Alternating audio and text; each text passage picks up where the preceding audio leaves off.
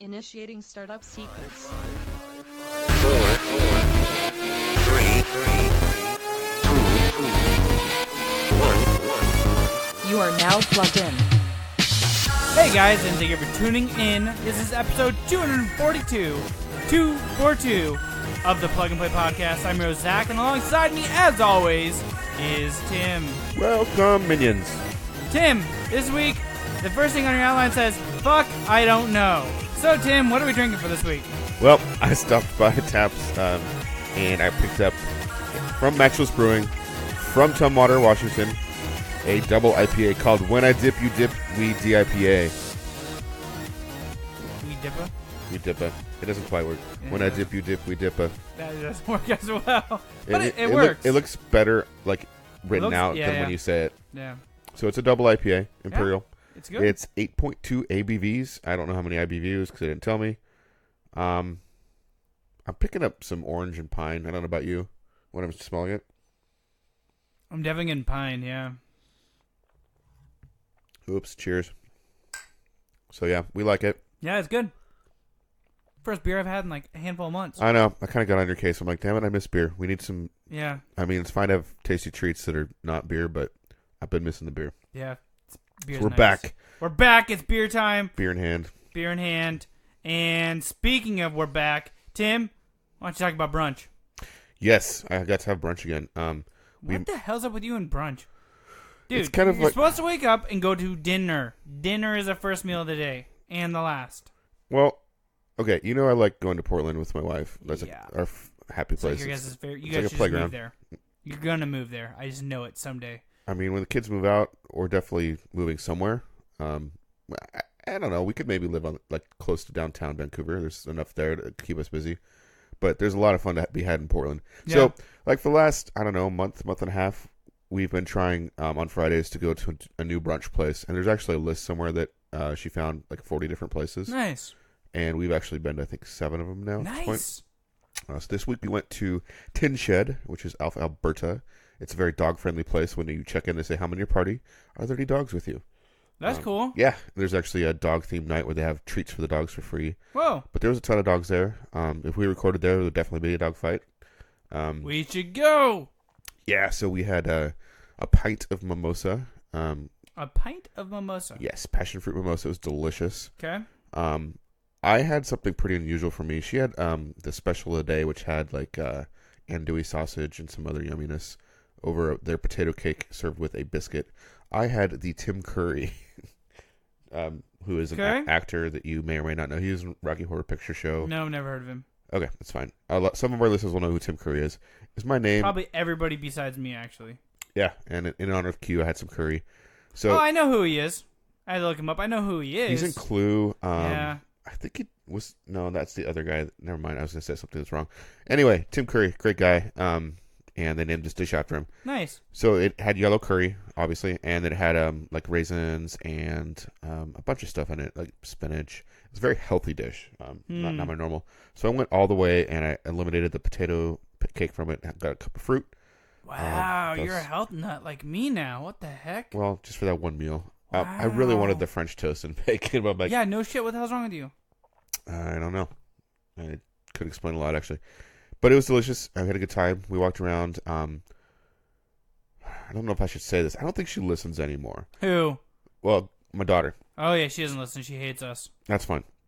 So going on to my next thing, which is Adventure Time Tuesday, there's going to be a couple... Oh, hold up. I'm not doing that part yet. Okay. Let me explain. Backtrack. All right. We go forward and then reverse and then forward again. Okay. So there's a couple weeks this summer where my son is like at camp or with his grandpa and it's going to be away, so it's just going to be her and me for Adventure Time Tuesday. Ooh, these are going to be saucy. Well, I just saw a bunch of really cool places in the neighborhood. I'm not, in case she does listen to it, I'm not going to get specific. I'm not going to say what neighborhood.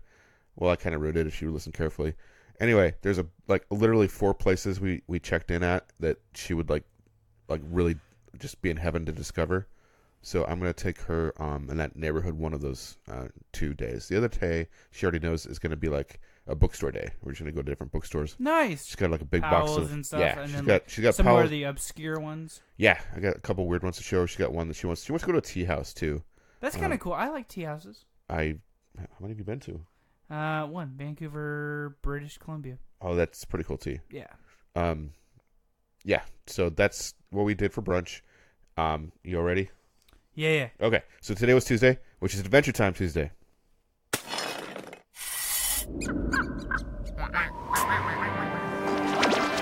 Sound effects make no sense.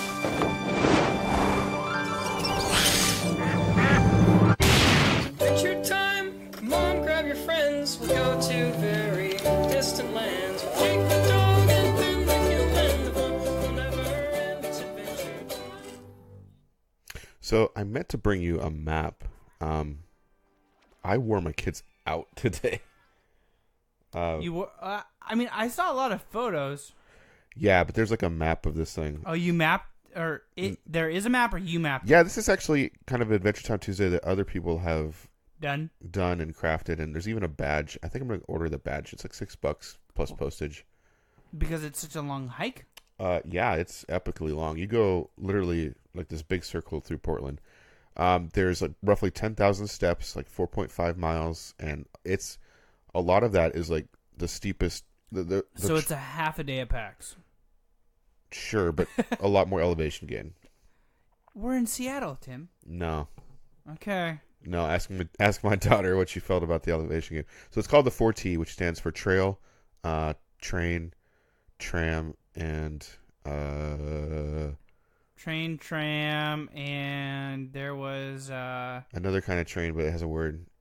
Trolley. trolley, right? It's technically a streetcar. Yeah, it's like a streetcar. I didn't know they had streetcars in Portland. Yep. They have, Like the open side San Francisco type. nah, they're kind of lame compared to that. Gotcha. But they do have them. So we started at Pioneer Coral Square next to Microsoft and Apple Store, and We've been there a few times. got on the Max and rode to the super deep. Is that technically the trolley? Nope, that's the Max. Oh, okay. That is the Max. That's a train. It's on a track. Well, I guess the Okay. trolley is too. Anyway, I'm not going to differentiate between train and trolley. There, we went to the Washington Park exit. Have you ever been there that way? You have a zoo pass. You should go that way sometime. Like park at a park and ride and like take the Max into Washington Park. Maybe when my son gets older and like is willing to sit around for a long period of time, not strapped in. Okay, but you end up underground, like 200 or 300 feet, like really deep, What the fuck? and they have like kind of like these fossils and other things on the walls in the station. It's like a subway station. It's kind of cool. That's cool as hell. Yeah, it's the best Max station by far. Where does that? It just drops you off right at the zoo. Underneath the zoo. Underneath the zoo. Underneath the zoo. So we started our journey underground, and we ended up in the highest point in Portland. That's cool as hell. Yeah.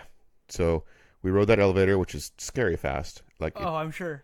yeah, you zoom up like a couple hundred feet in, I don't know, maybe 15, 20 seconds. Wow. Not that long. It pops you right out, kind of the upper parking lot of the zoo. So I walked down to the bottom part of that, past the Children's Museum, across Highway 26, which is a really busy freeway. And we're basically walking down a freeway entrance to Highway 26. And off to the side is like this tiny little trailhead. And you go on this trailhead, and you're going back and forth, like up, like really, really high. About 1.3 miles, but you have like a pretty significant elevation gain because by the time you get to the crest, you are over 1,000 feet high at a place called Council Crest. And on a clear day, you can see Mount St. Helens, Mount Hood, Mount Adams, and Mount Rainier, as well as a lot of Portland. Wow. So how many did you see? Absolutely none. It was cloudy. Really? Yeah, but we got a view of Portland, so that was cool. Okay. Got a couple pictures, rested. My kids were just starting to complain at that point. That was fairly steep. The next leg is going to the other side of the crest and going on a different trail, and you go over to OHSU, which is a large working hospital / college on top of another freaking huge hill. Mm-hmm. That is, yeah. So for a while it's downhill, but then there's another half mile of extremely steep hill. And Really? This is where my daughter hated me. That part, she was done, but she trooped on. I got to give it up to her. And we thought we were there because we saw like a big, granite building that was obviously somehow related to the hospital. But no, that was like the parking structure. So we had, we had another couple hundred feet. And she's Is there like a big sign that says "Keep going"? Not really, because not everybody's doing what we're doing. It's just like it's a hospital, Yeah. So we get up past that parking structure, and there's like a common area between like the library and the university and like the hospital. and like a lawn and a beautiful fountain, and there was food trucks. This is like 1:00. Huh. It's like the heavens had smiled on us, and like she was my daughter, my son. My son was not as verbal about it, but they were tired, they were hungry, they were thirsty. I sat them down in front of the fountain. I got some strawberry lemonades. You got a cool photo of them in front of a fountain. Yeah, I got them a piece of wood-fired pizza. There was live music. Really? Yeah, it was like so cool. We're like, You're like, yes, I planned all of this. pretty much. So we sat and chilled again. So we already chilled at Council Crest. That was our first like rest. Then we chilled there for 45 minutes, and then we wandered through the campus towards the tram. You've seen the tram, right? No, I can't say I have. So it's literally, I've seen the Max. like in that Until Dawn game we played, where there's like a ski tram, where you all get in this little capsule-shaped thing on cables, like a gondola. Oh, you're talking about the you're considering the thing in the sky, the tram? That's a tram. Oh. That's what it's called. Okay. Then yes, I have seen it, yes. Okay. Yeah. Well, we got in that. Okay, yeah, I saw photos of that. So I was thinking trolley, yeah, sorry. on the platform. I wish it were on the platform a little bit. Like it runs a little too regularly. Like there's a really cool view. I got one picture. Really cool view of Portland there. Honestly, almost better because you're closer than the Council Crest view. Just because there's more of a wide panorama or whatever you want to call it. Okay. But we got on the tram. Now my son He doesn't like heights. It's not just that he doesn't like things that feel unstable. So like like the waving of it and shit. Yes, He no, it was like. pretty smooth. But there's this one part right before you. It kind of drops, right? Well, no, the last there's like a bunch of there's a couple platforms between the cables on the way down, but the very last one is actually like a transition because it dips you down to the landing platform. So the crossover on that platform, there's some sway, significant sway. He did not like that, but he did it. He said it was okay. He didn't like it, but he would do it again. My daughter thought it was cool. You have to. You have to fucking get down somehow. Yeah. So he didn't freak. He didn't freak out. He's like, he was Dad, I'm just gonna hike it. I'm gonna huff it down. Nah, it's good. It was all good. It was a good time. That's awesome. So then we were down. This is the first one. First Adventure Time Tuesday so far. Yes. Yes, sweet. Yeah. So they were super tired from the hike. So now we're down at the waterfront, basically. The very that'd be the south end, I guess. Oh, that's not going down. Or you were going down, not going up. Right. We were already up. We were already up high. Already up high. So the thing is, you don't have to pay to go down. Really? Yes. That's fucked up, but okay. Well, I mean, if you get there, They should give you a return ticket. Like, okay, you Nope. get it, you paid for coming up, you can go down free. you just have to pay to go up, not to go Okay. down. All right. So if you do it my way, you don't have to pay anything for that. Gotcha. So if you're in cardiac arrest, but you can't afford to get to the top, you could hike it No, up there. there's other ways to get up there. Like while we were eating our pizza, one of those Paramedics. no, the helicopters landed on the Oh. roof next to us. Really? Yeah. Wow, that's crazy. Yeah, there's ways to get up there. But anyway, we're down at the waterfront, and that's when we jumped on the streetcar, which is probably my least favorite of the four things. So is the streetcar technically a trolley then? No, it's I don't know. What the fuck would be the trolley then in Portland? That's the trolley. Yeah, but I don't know. It's not like it's not as romantic as like the San Francisco trolley. It's on tracks. It's not a legit trolley. I think it's a legit trolley, but it's basically a bus on tracks because the operator is So it's like, a really dumb looking trolley. it's pretty short. It just goes north and south through Portland like in a loop. And I think there's a counterclockwise Is it loop. literally just like the Saturday Market loop, basically? No, it goes from one end of Portland to the other, like the extreme south end to Saturday Market. That's pretty Okay. far, actually. Yeah, that's pretty far. And it goes in a loop, and there's like one other side loop. That didn't really make sense to me. So you can basically go from the south How end where many different forms of transportation in downtown Portland? They need to figure one thing out. I would say probably the trolley's the weakest, but what's cool about it is it's constantly running, so you can jump on and jump off, and you can get from one side to the other. So that's kind of cool. Like, do you have to buy a ticket or no? You Yeah. Jump on? Oh yeah. We bought a ticket because the max. So we bought a one-day ticket each for $5. Okay. So it was 15. So there's somebody manning it at all times. You can't just jump on wherever you want. And No, you jump could. off. No one ever checked our tickets. Oh. Yeah, they don't Does have. it stop? Yeah, it stops pretty regularly. I know there are fare inspectors that will sometimes jump on. Huh. They especially like to jump on at Lloyd. Oh, we're all teenagers and Yes. shady shit happens. Yes. Gotcha. But we never got checked. But I did pay. So anyway, we got back to roughly where the parking garage we started at was, but we saw ice cream store, so I stopped for ice cream. What ice cream? Ben and Jerry's. We all had different things. I had like a chocolate fudge brownie thing. There's like a Garcia or something. My wife loves. Cherry Garcia, I didn't get That's that. the one. My son got vanilla. I mean, that's kind of like that's me. There's all these different flavors. That's like literally me. That or coffee. They did have a really good coffee-looking one. I almost got that. Yeah. So That's I'd have respect for that. that or like just like a regular chocolate. I mean, it's whatever makes them chocolate. happy, but me and my daughter were both kind of looking at him like, really? Vanilla? No. Okay. Did your son tell you that I beat him up at church? No. I didn't. No, I beat him Well, up. let's go to what you've been doing this week. Besides Beat up your son at church, apparently. What the heck, dude? I didn't realize like he was like gonna be like continue walking. I thought he was gonna stop. So like I put up my fist and he walked right into it. Was he aware your fist was out? I mean, he was looking at me, making eye contact. It was his shoulder, Oh, okay. but he just kept walking. That's fine. Yeah, I didn't like pummel him or anything. in front Yeah, of the I could pastor. take a good I mean, shoulder I hit. thought about pummeling him, but not. That's his sister's job. Oh man. Don't take that away from her. Okay. Actually, I don't think I saw her. Oh, she was not there this week. No, Your daughter's super busy. she's been busy with youth commission. Yeah. She was presenting to city councilors and everything. Yeah, your daughter's like pretty amazing with that. When it Yeah, comes to she's stuff. a weird. She's got her mother's. She's got weird parts of both of us for sure. Yeah, it's pretty cool though. It So, is. Sorry, I'm snorkeling. I think I got some allergies from my trip outside. yeah, our family's been dealing with that this year as well. You kind of missed one major thing. on No, your I was gonna list. kind of let. I was okay. gonna. Well, I don't have anything besides I have a tech talk for us this week, Tim. You can't do that yet. We've been over this. Okay. I mean, you punched my son. That's one thing you did. I did. Oh, okay. I presented a punch and he punched He himself. accepted your. He accepted the Stop punch. punching yourself. Yeah, Stop punching yourself. Stop literally. punching yourself. I think his grandparents were at church this week. I'm not sure. Do you know what they look like, or why are you not sure? It was an older. I mean, Lady. yes, they're older. Yeah, I don't know. She was like giving him a hug, and I didn't recognize her. I mean, he's So. huggable, so I wouldn't actually. I almost thought about giving him a hug, but then I thought a shoulder, like a fist pump, would be cool. Like, but then he just like took it how as a about punch. how to punch? I was like, oh well, that's cool. And then my son was extremely pissed because we couldn't find your son. And then so I searched forever and couldn't find him. So apparently he dipped out with somebody.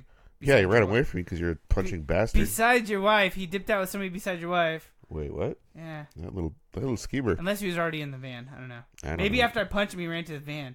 Zach hit me. Yeah, probably. But other than that, We finally saw John Wick. we saw John Wick. 3, Parabellum. I thought it was John Which- Wick 2. No, 3, Parabellum, which I learned means prepare for war. Means prepare for war. And, hold on. John You're not Wick. going to play a trailer, are you? Because they never work out. They never work out for audio. You know this. But Tim. What? Tim. We could talk about the movie. We don't have to have a trailer. Okay, have some mood music.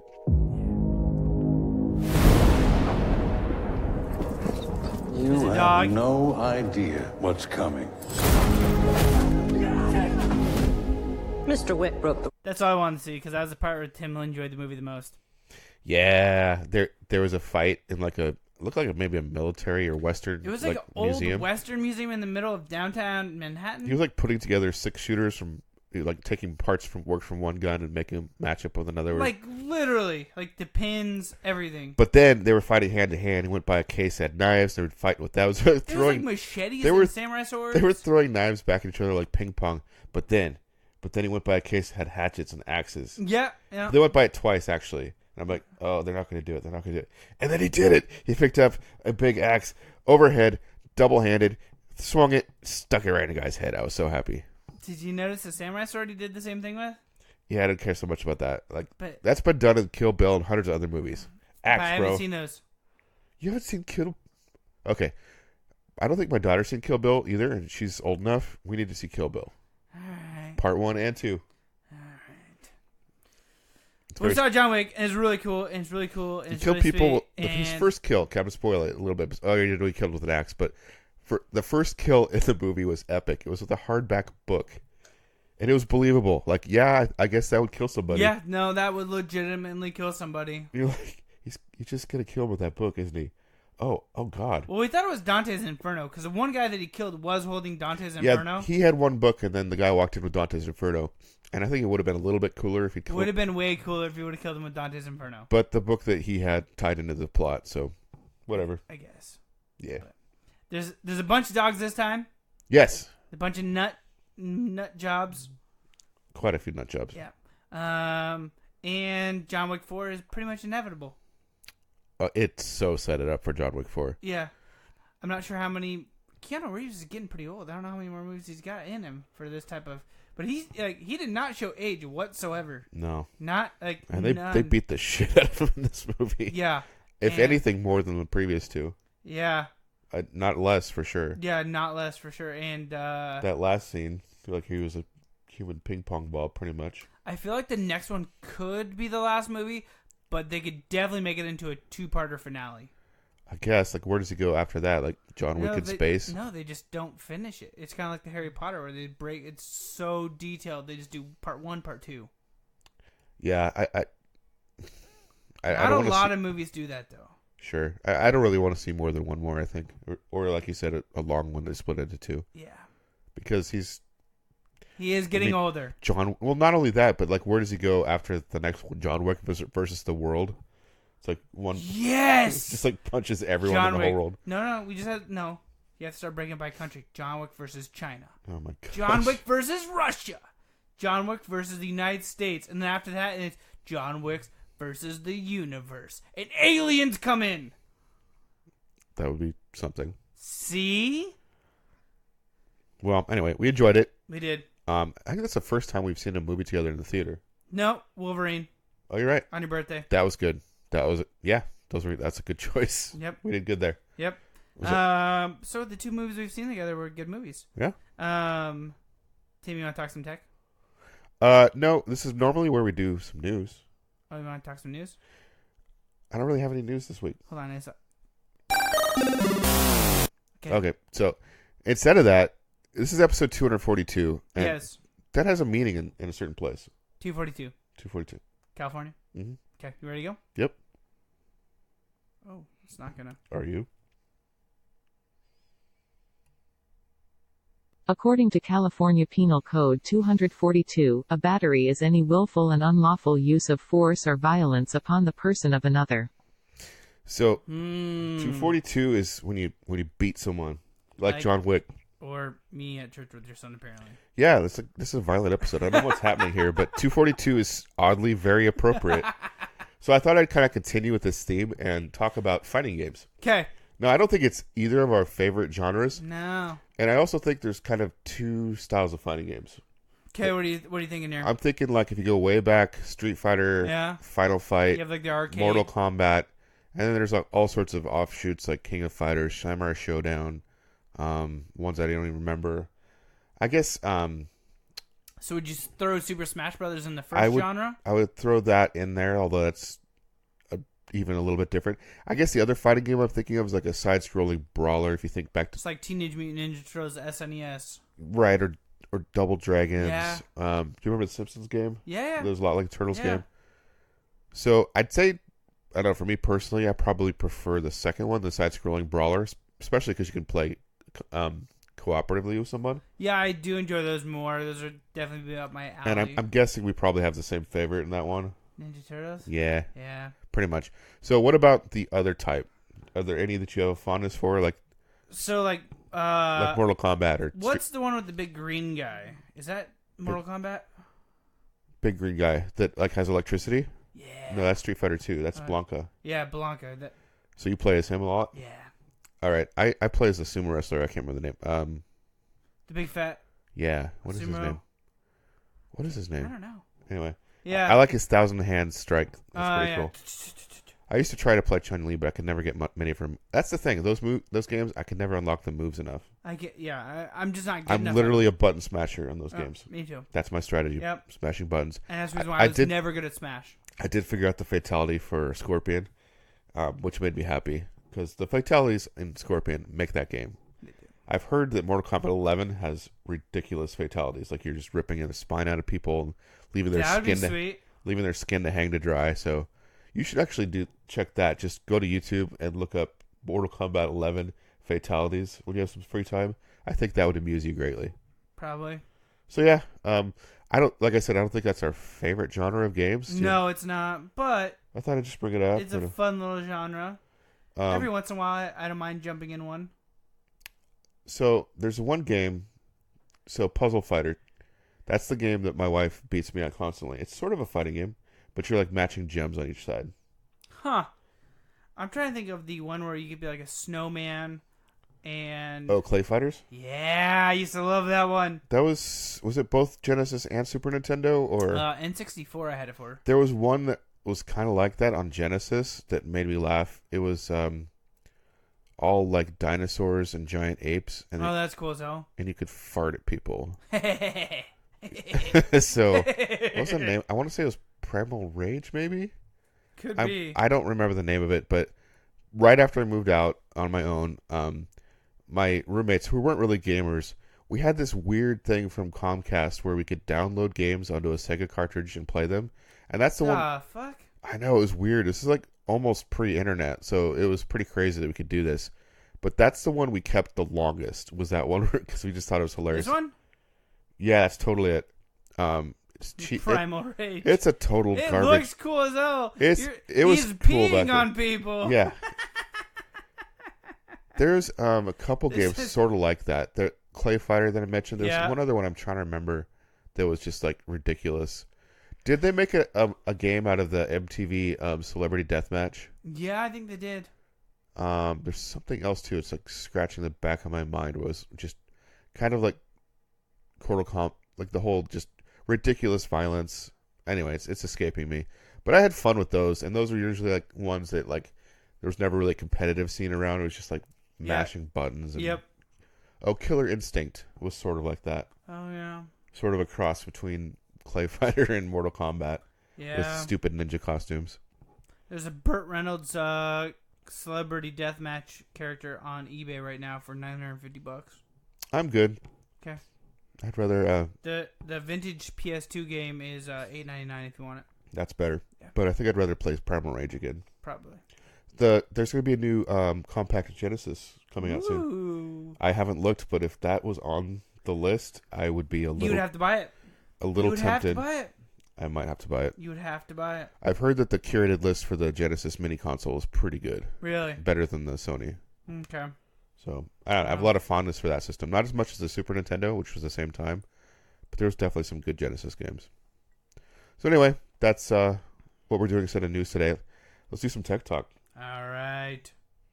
I'm everywhere. Go ahead and sneeze, Tim. I want to so bad.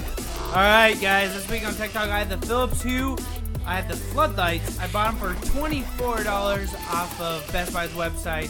Finally got to pick them up, and now my front patio and my back patio light up different colors. And You were taking pictures, and it was like purple. I'm like, change it green.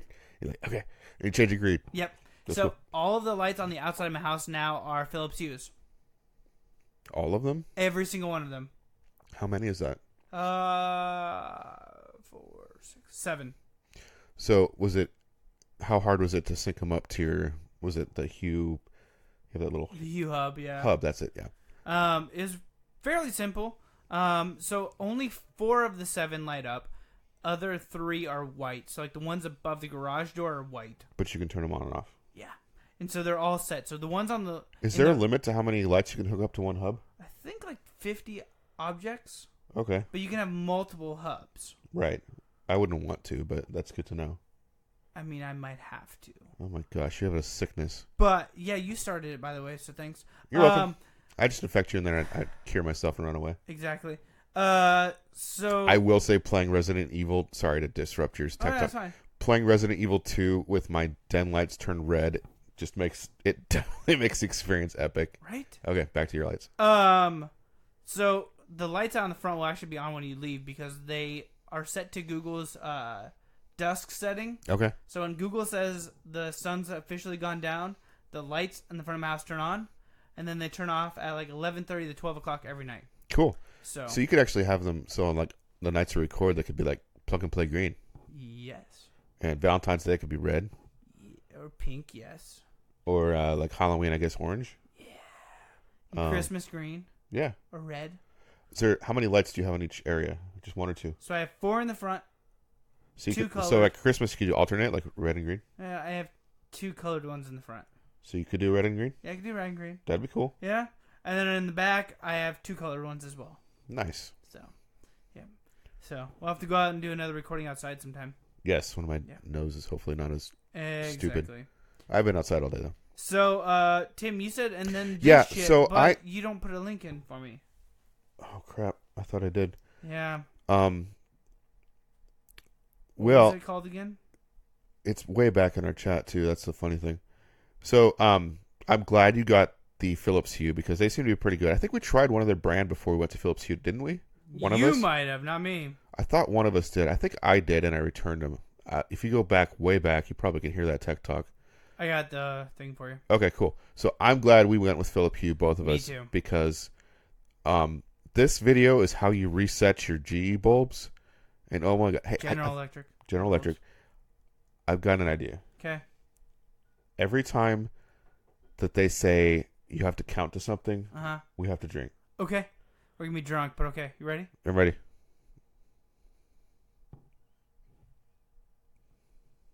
Welcome to C by GE's Smart Tips. We're going to show you how to factory reset your C by GE bulbs. Okay. Which will unpair your bulb from other devices and apps that it's connected to. Sounds good. There are 2 factory reset processes, which depend on the generation of bulbs and the firmware you're running on. Okay. Here's the first process, designed for bulbs with this package or for firmware version 2.8 or later. 2.8 or later, Start with your bulb off for at least 5 seconds. Drink. Then, turn on the bulb for 8 seconds. Drink. You're fucked. Turn off for 2 seconds. Drink. Drink. Turn on for 8 Drink seconds. again. I'm still drinking. Turn off for 2 Drink. seconds. Okay. Turn on Drink. for 8 seconds. Drink again. Oh my god. Okay, this music sucks, by the way. Turn off for 2 seconds. Drink. Oh my! Is this the 3rd cycle Turn now? on for 8 seconds. Drink. Drink again. You're terrible at this game. Whatever. I'm Turn off for 2 seconds. Drink. Hurry up. Hurry up. Hurry up. Hurry Turn up. on Do it for again. 8 seconds. All right. You did too. I saw it. Are we at 4 cycles off or 5? For 2 Hold on. seconds. Drink. And then turn it on one last time. Oh, Jeez, no I thought cycles. you'd never Flash get here. on and off 3 times to show that the reset was successful. You still have to turn it If on it off doesn't, 3 times your after bulb that. may be running on an older version of firmware. Oh my gosh! So and you we'll go need through to all try this and the you might. second factory reset process, No! which is designed for C by GE bulbs with Damn, I'm this so glad this package, video's still going. We're or for halfway through. firmware version No! 2.7 or earlier. Ready? Okay. All right, Tim, Start you ready? with your bulb off Okay. for at least 5 Drink. seconds. Then turn on the Drink. bulb for 8 You seconds. didn't say 8 seconds yet. I can see it. I'm preemptively telling you. Turn off for 2 seconds. Drink. Turn on for 2 seconds. Drink again. Turn off for I 2 just kept seconds. Drink. Turn on for 2 Drink. seconds. Turn off for 2 What the seconds. hell? Turn on for 2 seconds. I would be breaking things Turn in my. off for 2 Hold on. seconds. Turn on Oh for my 8 gosh! seconds. Tim's out. We're I'm out of beer. both out of beer. Turn off for 2 No. seconds. Turn yourself off, you Turn on cruel for 8 bastard. seconds. Who designed this Oh shit? my god. Well, if that This is doesn't the get you worst- enamored, Don't buy GE color bulbs. Holy crap. just don't buy GE. Period. Just buy Philips. Hue. Just that is the most insane, frustrating reset procedure I have ever heard of for hiccups, man. anything. Yeah, because you slammed your beer. Yeah. No shit. Because it's seconds. I know, but you're like in it to win it. I'm trying to keep my liver alive. Not me, man. Not me. Well, we're gonna try to cure Zach's hiccups. We're gonna refill our glasses. Thanks, G. I guess that goes out to you this toast. And we'll be right back after this music break. Wait, hold up.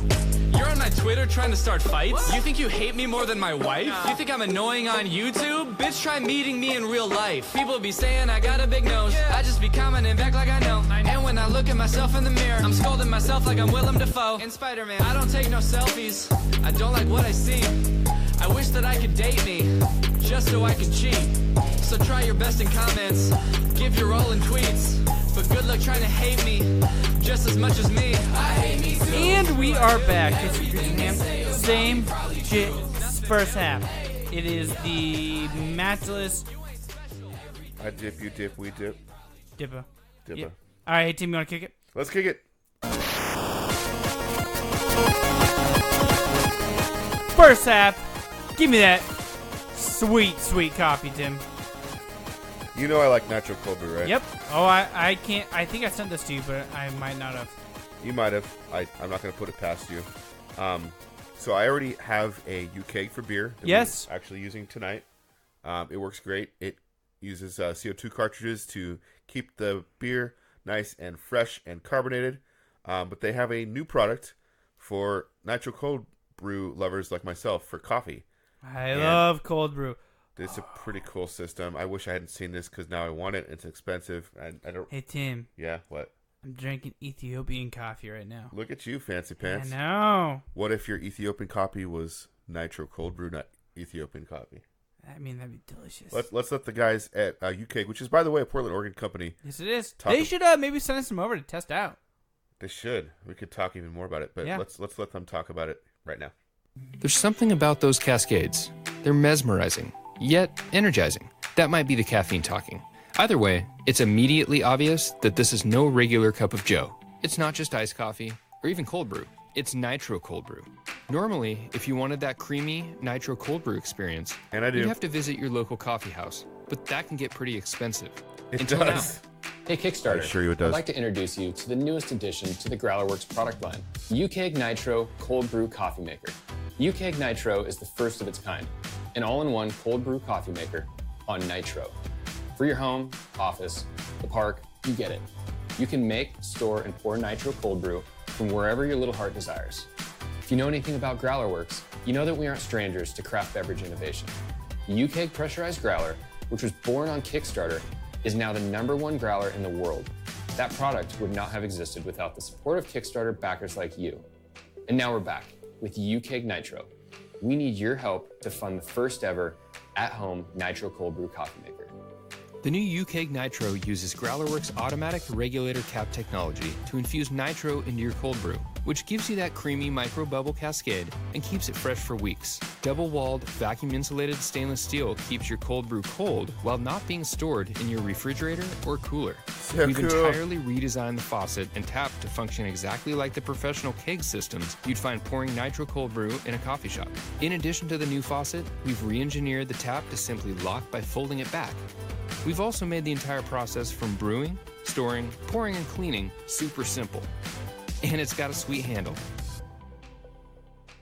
With the UK Nitro, making nitro cold brew is as easy as filling the filters with your favorite roast, putting the filters in the UK Nitro, adding water, charging the cap, and placing in the fridge overnight to brew. Once brewed, you're ready to enjoy 64 ounces of fresh nitro cold brew, which is about 12 cups. That's like a week's worth of nitro cold brew at your fingertips. No, it's not. Following It's like the a day. success of our first I'd Kickstarter say project, 3 days. the UK Pressurized Growler That's like for a craft fucking beer, day. we're now looking to you It's to help us bring our concentrated, next major innovation to life.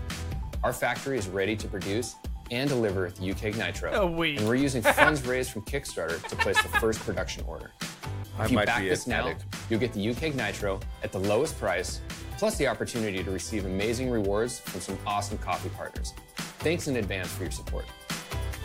All right, like I said, coming to us from Portland, Oregon, Growlerworks is looking for $75,000. They have 23 days to go. They have 2,088 backers. They are, I don't know, quadruple backed at Tim, what makes this different than a beer one, other than the sock with the coffee beans? Nitro charges differently than CO2. It takes a lot more.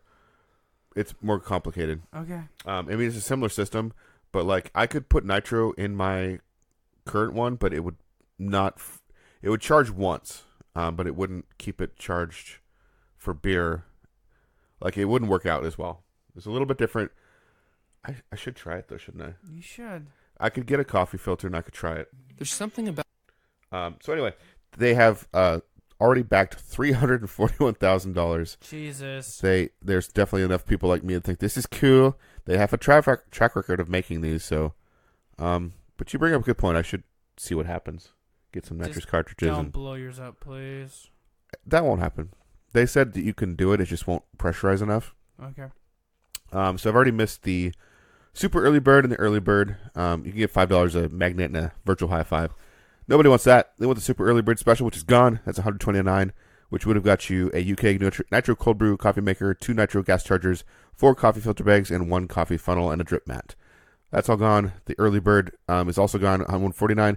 The extended early bird is $159, and there are 8 left of $755. Goes up to the Kickstarter special after that for $169, which is $30 off the MSRP. So in the store, this will be $200. Fuck that. Yeah, I know. I want this, but it's so expensive. But then again, if I added up my cold brew, honestly. Anyway, 1,788. This is not going to get me through PAX. I'm not going to buy it. Right. I'm going to have, well, I mean, I could bring it with me.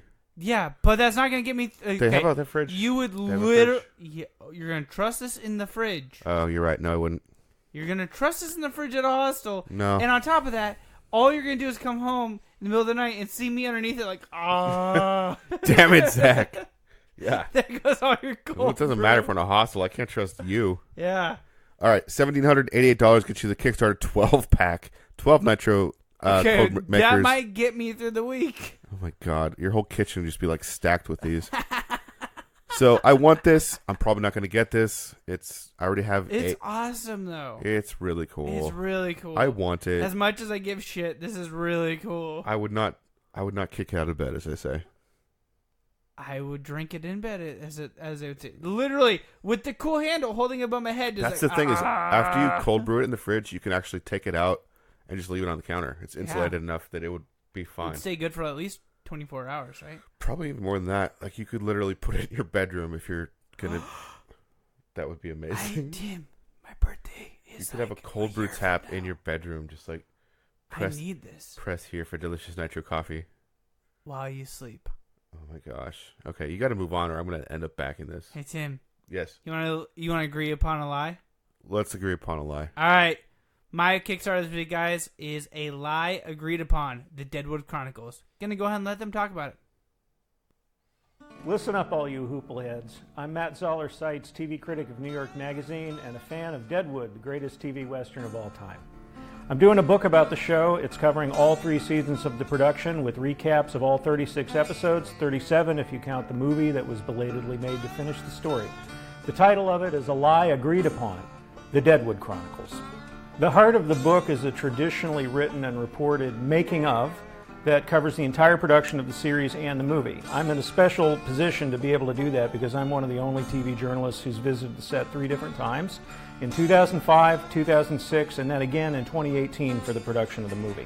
I'm drawing on a wealth of material that I've written and published over the last 15 years, and also a lot of new material that I've gathered during set visits to the making of the movie and things that I didn't publish that I got back in 2005 and 2006. I've got interviews with the principal actors on the show, including Ian McShane, Timothy Oliphant, Paula Malcolmson, W. Earl Brown, Jerry Jewell, Jim Beaver, and many, many others.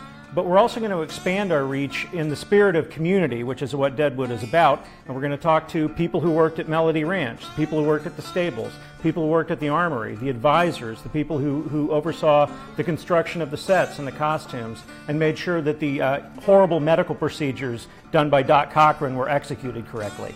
All of that stuff is going to be in the book. It's going to be like Our Town and Stetson's, basically. Because this is a very particular type of project, a book that is not like something that you're going to see in stores, we have to produce it independently of the publishing industry. And that means that we have to replicate the architecture of a publishing house on our own, and that means we have to pay people. We've got to pay, in addition to me for writing the book, we're going to have an editor, a project manager, a Civil War historian who's going to provide commentary on the relationship of Deadwood to real history. Yes! People to do secondary interviews with individuals working below the line. And then on the back end, we're going to have a proofreader and a copy editor. And then, of course, a major expense, which is the actual physical production of the book. You know, this thing has to be made, it has to be designed, it has to be manufactured, and then everything has to be checked to make sure that, you know, the pages look the way they're supposed to, that everything's in order, and then we finish it, we package it, and we ship it. So there's expenses involved. Okay, so now I'm going to tell you about the actual book itself. We gave you a glimpse of it earlier. Here it is again. A Lie Agreed Upon, The Deadwood Chronicles. It's going to look like a Bible from about 1900. It's actually modeled on my grandfather's Bible, which is pretty cool. The introduction of the book is going to be written by another person who's collaborated with me before, Megan Abbott, the best-selling author of Dare Me, Give Me Your Hand, and The Fever. there's going to be illustrations in it by the great Max Dalton, who's an illustrator that fans of my work As if everything else wasn't good very enough. well. He did illustrations. He did illustrations for the original Wes Anderson collection. He did illustrations for the follow-up, the Wes Anderson collection, Grand Budapest Hotel, and he did illustrations for Mad Men Carousel, which I thought were quite lovely. He's coming back. He's going to do the illustrations for the Deadwood book, and he's going to be working in kind of a modified version of his usual style that is reminiscent of dime novels from the turn of the century and Charles Dickens illustrations from the mid-1900s. So So this is a beautifully designed, unique, hardcover collector's item, but we want it to be affordable. We don't want to be trying to sell like a $150, $100 book here. We want it to be the same price as something you would buy in a bookstore. And that means that we have to print a certain number of books and hit a particular funding target in order to make that possible. The book is going to cost $30, which is the same price as most of my other books in this field. But in order to do that, it means we're going to have to raise $150,000 because in order to get to that price, we have to print 5,000 copies of this book minimum. If we print fewer than that, the price goes up, and we don't want that. We feel like it's not worth doing if this book can't be reasonably priced and affordable for almost anybody who wants it. So to that end, we're not going to do anything special, like we're not going to have a bunch of different tiers of membership or supporting or anything like that. We're going to keep it very, very simple. If you want this book, you go to the Kickstarter page and you order the book. If you want a copy for yourself, a copy for your mom, a copy for your sister, and whoever else, you know, if you have an independent bookshop and you think people might actually want this book to buy from your shop, order however many copies that you think you need. And that's what we're selling. We're not going to have t-shirts, we're not going to have hats, we're not going to have DVDs, any of that stuff. It's just the book. The only exception that we're going to make is if you want to kick in a little additional, we're going to have a $250 level, and if you contribute at that level, you're going to get a personal book by me, separate thing, which is a collection of my own personal notes, memorabilia, ticket stubs, all kinds of stuff related to the years that I've spent covering Deadwood. And that's just a gift from me to you if you contribute at a higher level. But that's the only other option that we have. For the most part, if you want the book, you buy the book. And if we hit the target, the book exists. And if we don't hit the target, the book doesn't exist. And I'll be very sad, but we'll all get on with our lives and mourn what could have been. So let's make the book exist. Let's try to hit that target. It's $150,000. We're going to make 5,000 copies of this book. And in theory, you'll be one of the people who owns it. I like how he's setting that up. 30 This bucks. is one of the best Kickstarters. I'm not gonna lie. You brought this to me. Yeah. I love the TV show. Have Yeah. you watched the TV show? I haven't. Okay. I want to. Yeah. So I like the way he set this it up. That was Kickstarter one of is- the longest videos we played, but it was all good information. I love the way he set it up. It's there's like, no bullshit. no, we're gonna make this book. Like, we're not gonna have T-shirts or stickers. We're gonna make the fucking book. Like, and he's honest about it. Like, this is how much it's gonna fucking cost. Like, yeah. Like, we just need it.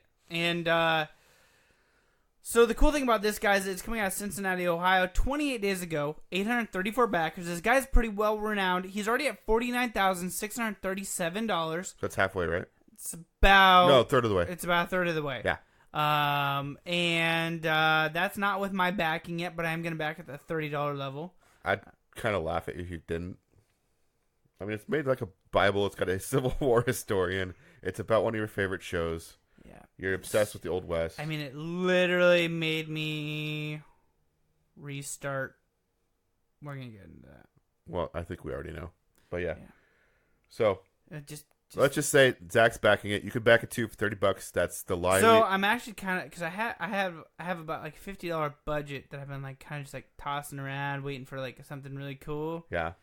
I did not buy the Zelda cookbook because I was like, I'm never gonna fucking make this shit. That is true. So I've been a little bit more reasonable, and I looked at it. I was like, it's really cool. The only thing I really wanted was the apron. And you had to pay like $100 some odd fucking dollars for the apron. And I was like, nah. Just go to an apron store and say, hey, can you make this? Yeah, exactly. So I'm definitely buying this, and I just need to. I don't have a credit card on file with Kickstarter right now, so. All right, cool. All right, hey Tim, what about your next one? I'm not backing this one. I wish I could. If I had just like won the lottery or something, I would. Okay. So back when I went to Virginia Beach, I talked about all the different ways I love to fly, like whether it's a zip line or like in a parasail. Fly like high. I would totally love to like wingsuit someday. Okay. So this is called the Wavigator. Wavigator. Hey, Wavigator. Later, Gator. Bye. I will let them describe it, but since you can't see the visual, just imagine a guy on a surfboard like zooming around like it's powered. So I'm going to let them talk about it. Maybe. There we go.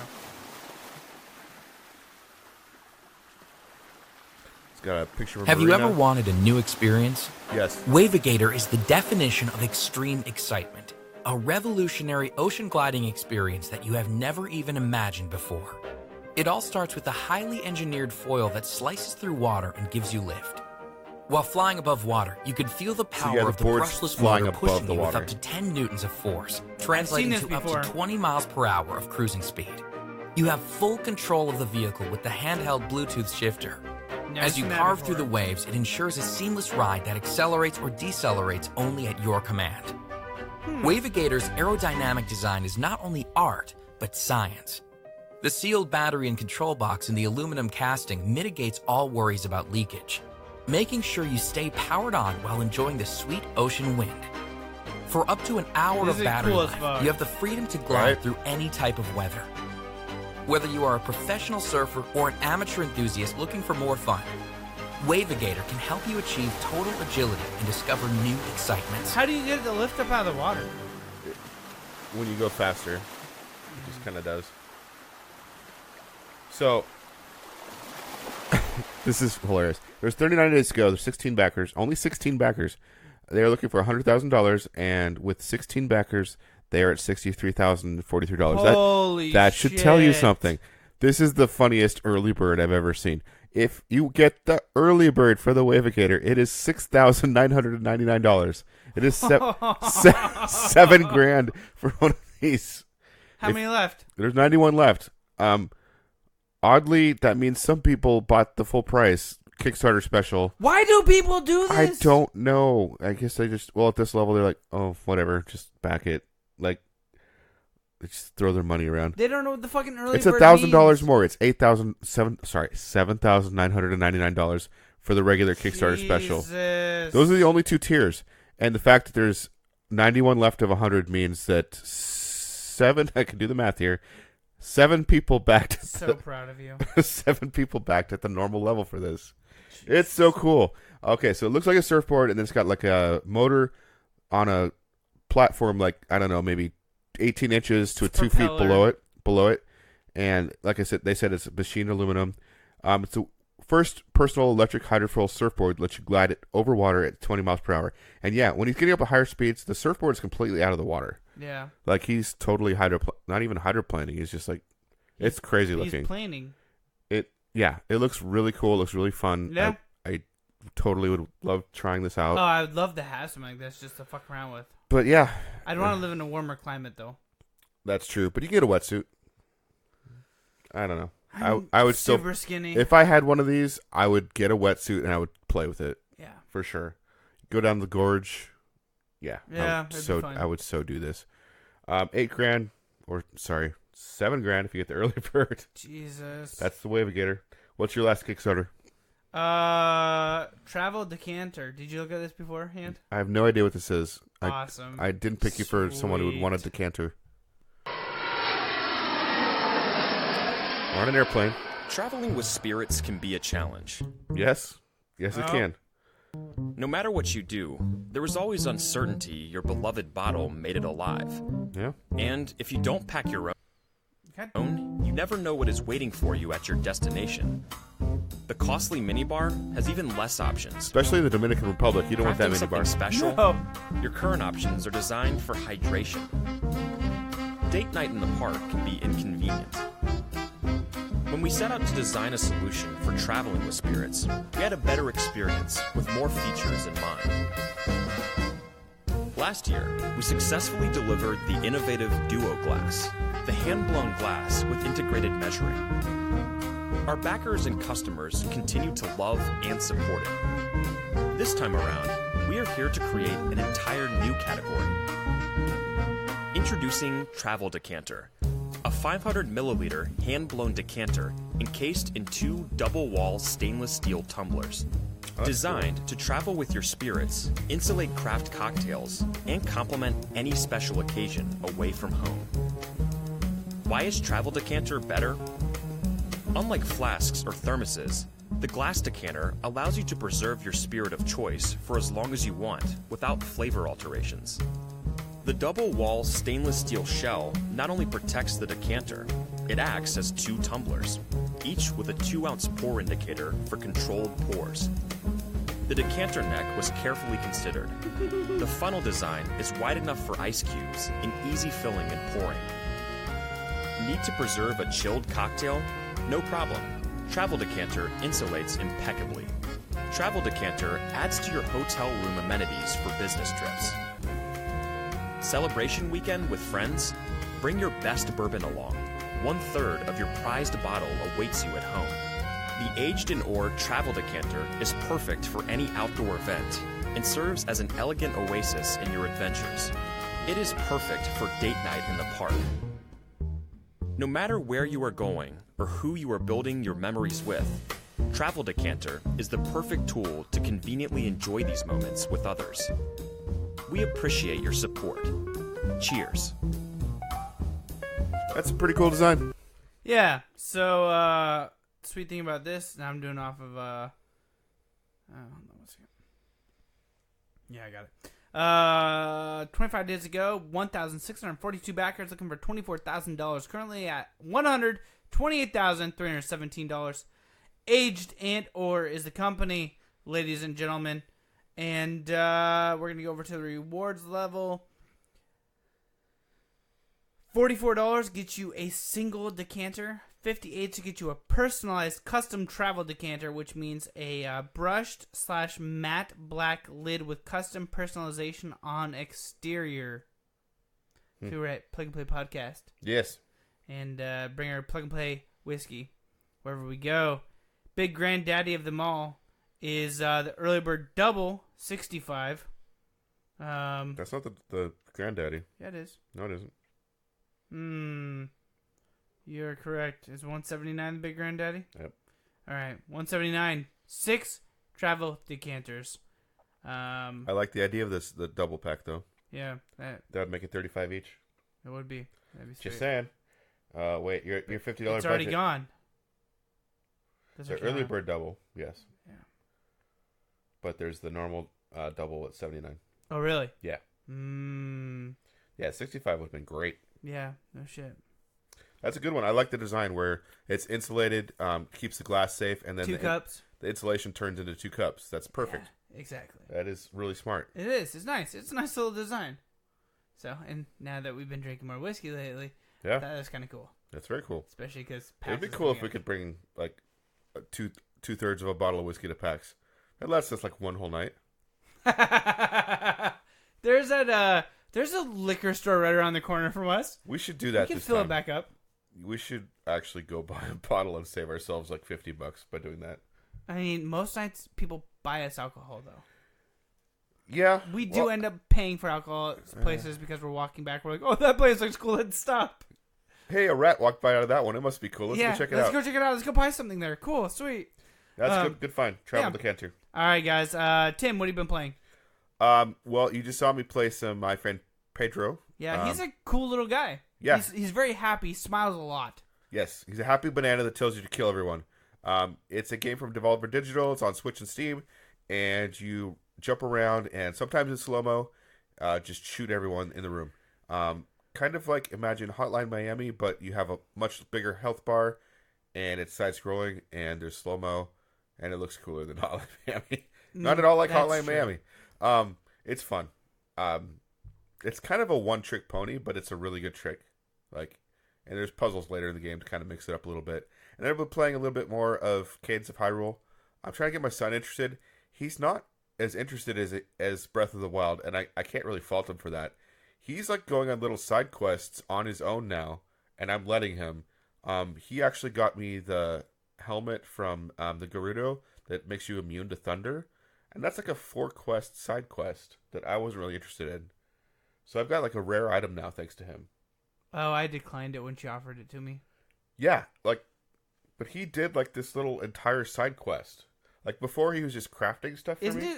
That's just part of doing the mission. No. To get in there, isn't it? No. Oh. No, if you say you want it, she won't like give it to you, but she'll lend it to you. But she'll make you go do like literally 4 side quests. Oh, he also got me the horse fairy, which I did not even know existed. Yeah. He got me Ganon's horse. Oh, the big giant one. Yeah. Big red. Yeah. Yeah. He's like getting all these weird rare items. Oh, for tell me. him to go get Zelda's horse for you. Zelda's horse. Yeah, Zelda's horse is on the I wild know too. Zelda had a horse. Yeah. Yeah. Pure white. It's the only pure white one in the game. He's doing all these weird little side quests for me. What other weird horses? I have like 4 weird horses. I'll have to tell him. I'll have to message him. Be like, hey, I'm sorry I punched you, but you should go get these horses. He's got me back up to like 10,000 rupees. What? Yeah. Just take mine home with you.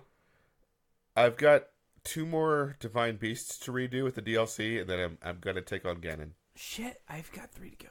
You're beating me now. Do you got all the memories? Well, there's memories. Get all the memories. I do have all the memories. There's memories that are associated with the DLC for the for rebeating the Divine Beasts. Yeah. I don't have 2 sets of those. Okay, but you're gonna get them. Yes, I have the full sets of memories before that. I gotta get back into it. And so, yeah, we will like go through those Divine Beasts. That'll be 2 more play sessions with him and me, like him kind of navigating me doing it. And then is he reading up how to beat these for you?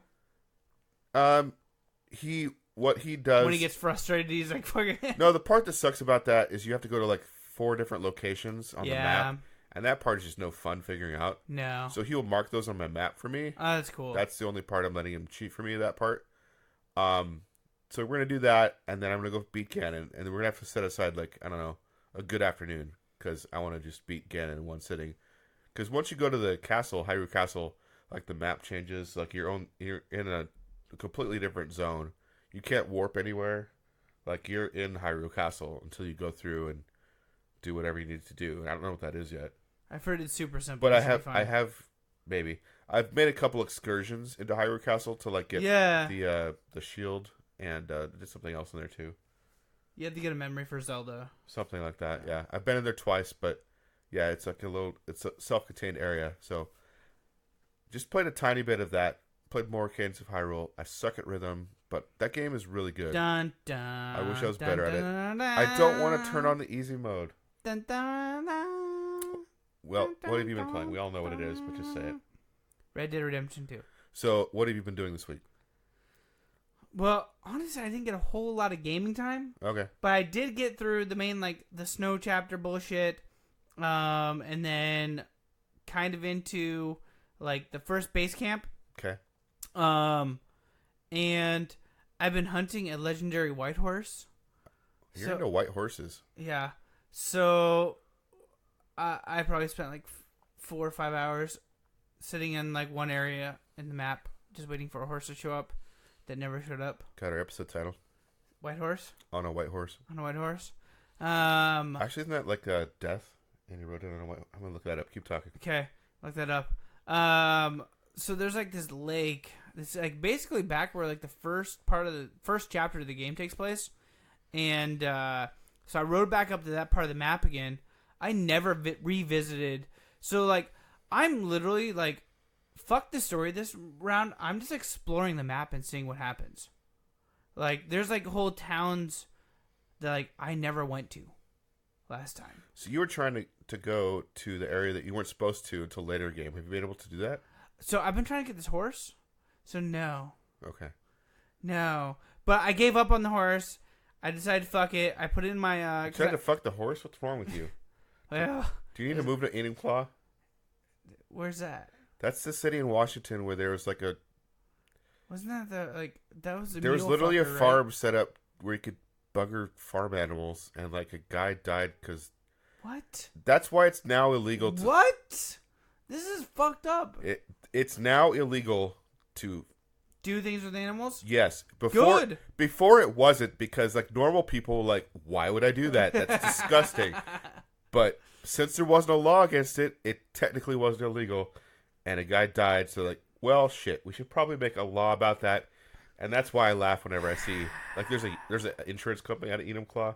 I'm like, hey, horse fucker. All right, sorry. All right.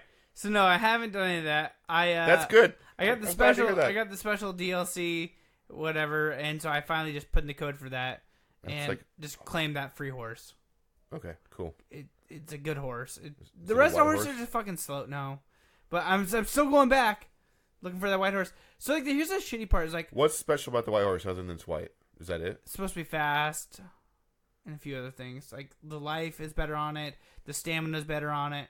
I've got the quote, by the way. Okay, what's it? It's epic. And I looked, and behold, a pale horse, and his name that sat upon him was Death, and hell followed with him. See, this is the reason why I need the white horse. It's a pale horse, and I should rename my character to Hell.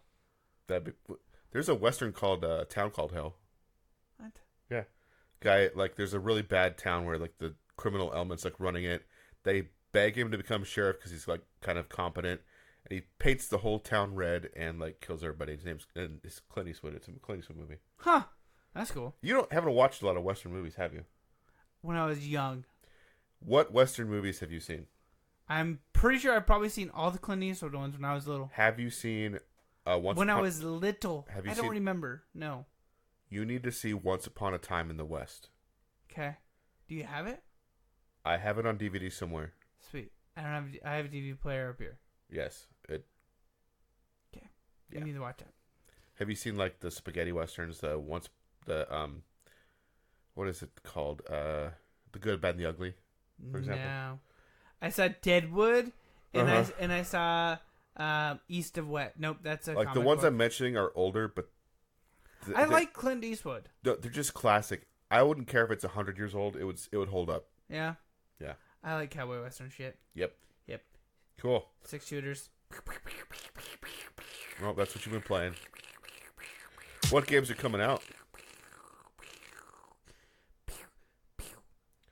Okay, 6 shooters don't have that many bullets. My friend Pedro has that many bullets.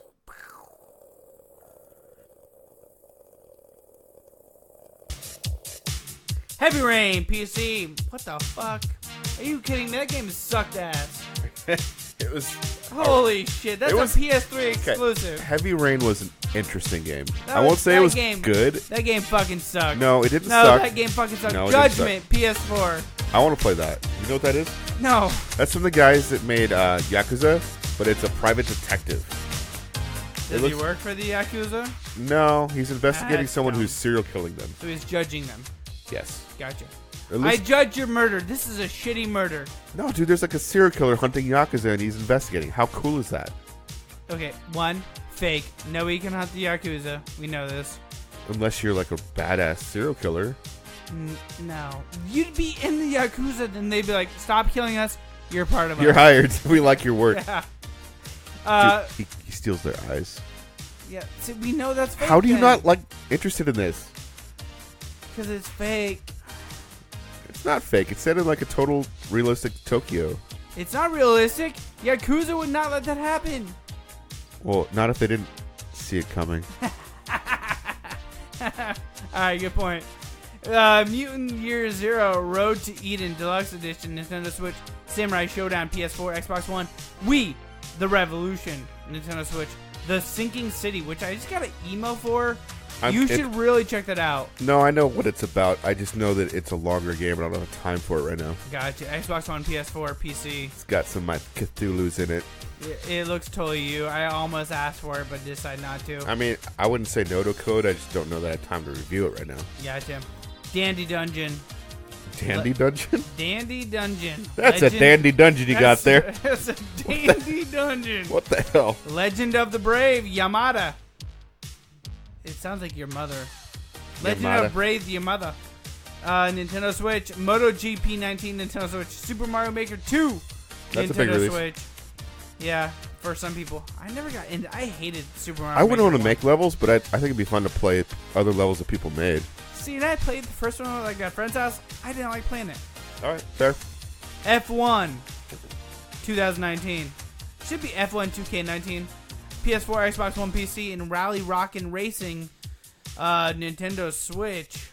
And with that, don't forget to Prime and wait, hold up. No, it's fine. You can skip the social stuff. No. Yes, you can. TheButtonSmashers.com.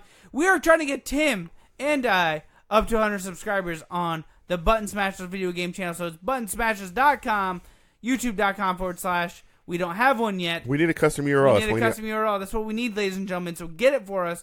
Head to thebuttonsmashers.com. Find one of Tim's reviews that he did a YouTube video. Click on the video. Oh, wait. Did you do one on the Zelda one? Did you write one? I wrote, my last review was, oh crap. Look for Pilot Sports. All right, Pilot Sports. Go there. Click on the video. Go over to YouTube. Subscribe to the channel. Get us to 100. And until next week, don't forget to prime and shine. What the hell's going on? I don't know, man. That was some crazy shit. Speaking of crazy shit, don't forget, punch Nazis. I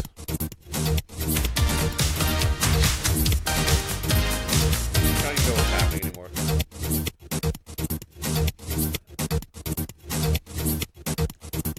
Turn the podcast off for 3 seconds. Turn the podcast on for 8 seconds.